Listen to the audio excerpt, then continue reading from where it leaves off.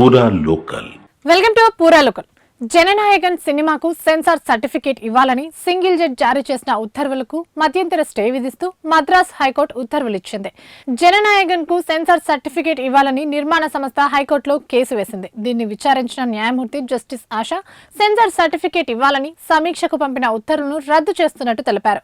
ఒక సభ్యుడు ఫిర్యాదు ఆమోదించారని ఇలాంటివి కొనసాగిస్తే భవిష్యత్తులో ప్రమాదకరం అవుతుందని తెలిపారు. అనంతరం సింగిల్ జడ్జి ఉత్తర్వులకు వ్యతిరేకంగా సెన్సార్ బోర్డు తరపున దాఖలు చేసిన అప్పీల్పై ధర్మాసనం విచారణ జరిపింది. తమకు తగిన గడువు ఇవ్వకుండా ఉత్తర్వులు జారీ చేశారని, సింగిల్ జడ్జి ఉత్తర్వులను రద్దు చేయాలని సెన్సార్ బోర్డు తరపున తెలిపారు. గడువు ఇవ్వకుండా 24 గంటల్లో సింగిల్ జడ్జి ఉత్తర్వులు జారీ చేయాల్సిన అవసరం ఏముందని ప్రశ్నించారు. సెన్సార్ సర్టిఫికేట్ లేకుండా సినిమా విడుదల చేయడం ఎలా కుదురుతుందని ప్రశ్నించారు. సూచించిన తేదీని నిర్ణయించి న్యాయస్థానంపై ఒత్తిడి తీసుకురావడం కూడా కుదరదన్నారు. విధానపరమైన సమస్యలు ఉన్నప్పుడు సర్టిఫికేట్ కోసం వేచి ఉండాలని తెలిపారు.